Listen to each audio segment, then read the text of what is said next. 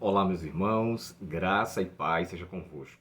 Motivo de satisfação, mais uma vez, estarmos aqui juntos e estudarmos a lição do dia 23, terça-feira, com o título O Senhor é o refúgio na adversidade.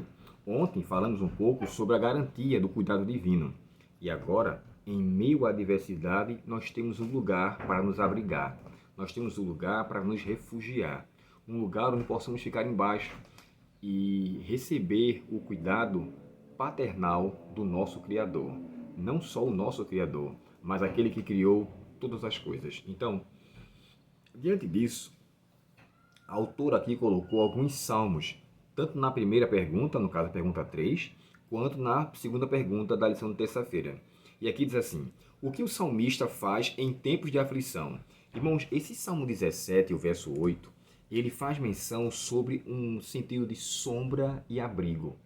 A gente falou sobre isso ontem no Salmo 121. Lembra quando fala assim: o Senhor é a tua sombra, à tua direita? Aí fala que o sol não iria molestar, nem a lua. Mas sabe a expressão de sombra? A sombra, irmãos, é uma representação da presença divina. Era através da sombra que a coluna de nuvem trazia, na verdade, um alívio em meio ao sol causticante. Ele guiava o povo, e ao guiar o povo também protegia do sol causticante. E à noite, aquela mesma nuvem, ela se convertia numa nuvem ou numa coluna de fogo, para que pudesse não só aquentar o povo de Deus, mas também trazer proteção para com animais peçonhentos. Então a gente vê a presença de Deus constante ali. É tanto que quando a coluna se movia, quando a nuvem se movia, todos iam diante, porque Deus estava guiando o povo para um determinado lugar. E agora, nesses diversos versos que aqui é citado, o próprio Salmo 91 também dá essa descrição. O que habita no esconderijo do Altíssimo, a sombra do Onipotente descansa. E o verso 4 também faz a mesma expressão em relação a refúgio, abrigo sob suas asas. Então aquele que está abaixo das asas está guardado. E as asas, além de conceder proteção, também dá a bênção da sombra. E aqui eu entendo o seguinte: quando o texto falou, como nós mencionamos, né? O Senhor é a tua sombra à tua direita, ou seja, Ele está presente em você, Ele está cuidando de você. Um outro ponto que merece consideração, nesse mesmo Salmo 17, o verso 8, é a expressão chamada de Ele cuidará de você como a menina dos olhos. Irmãos, o que isso quer dizer? Esse texto ele é extraído do capítulo 32 do livro de Deuteronômio e o verso 10. Ali nós encontramos a expressão pupila.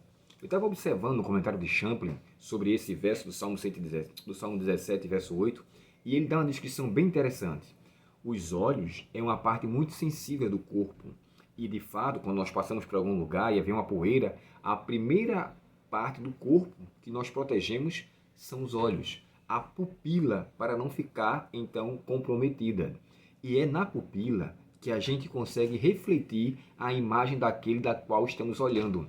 Quando o texto fala a menina dos teus olhos, ou seja, o original hebraico está falando do pequeno homenzinho que precisa de cuidado, que precisa de amparo. Então ele está refletido nos olhos de Deus, dos quais ele tem o cuidado com os seus olhos, porque nele está refletido aquele a quem ele está olhando. Eu fico encontrando muito conforto nessa expressão. E ele cuidará como a menina dos seus olhos. E isso é falado por várias vezes. E eu vejo o seguinte, tanto nesse texto de Salmos, como também no texto de Deuteronômio, tem um outro texto de Provérbios, eu até coloquei aqui, Provérbios 32 e o verso 10, perdão, Provérbios 7, verso 2, e Zacarias 2, verso 8, também a expressão a menina dos teus olhos. Sabe, eu encontro certeza de cuidado de Deus. O livro de Mateus, quando faz descrição e Jesus estava diante de Jerusalém, ele fala assim: Jerusalém, Jerusalém, que matas os profetas e apedreja os que lhes são enviados. Quantas vezes eu quis cuidar de vocês como uma galinha cuida de seus pintinhos, e sob suas asas eu quis deixar vocês guardados. Por diversas vezes Deus quis proteger o seu povo, mas o livre-arbítrio mal utilizado fez com que esse amparo fosse de fato desprezado. Então o cuidado de Deus ele é real, mas os seus filhos, por sua rebelião, querem estar distantes dos seus cuidados. Por isso que o Salmo 91 fala assim: O que habita nos esconderijos do Altíssimo, a sombra dele vai descansar, mas tem que habitar lá. Por isso que o Salmo 23 termina assim, né? É certamente que a bondade e a misericórdia me seguirão todos os dias da minha vida, e habitarei na casa do Senhor para sempre.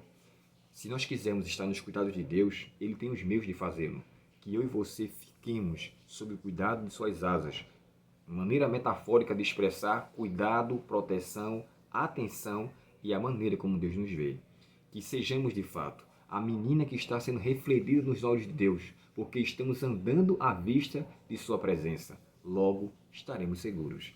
Os Salmos, ele é fantástico. Que Deus, portanto, traga conforto ao seu coração através da mensagem de hoje. E o que quer que seja que você está passando, lembre-se, Deus está à sua vista. Você não está distante do seu cuidado. O seu amparo, ele é real. E nele estamos seguros. Oremos ao Senhor nesse momento. Querido Pai Celestial, obrigado por saber e sentir que o teu cuidado é para conosco sempre. Obrigado porque nós temos a certeza da tua direção para conosco.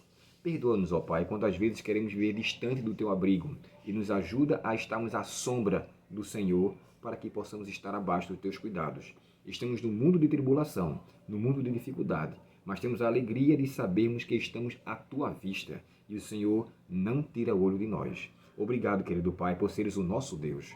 Dá-nos neste dia a tua paz e reafirma cada dia a nossa fé em teus caminhos. Te pedimos em nome de Jesus.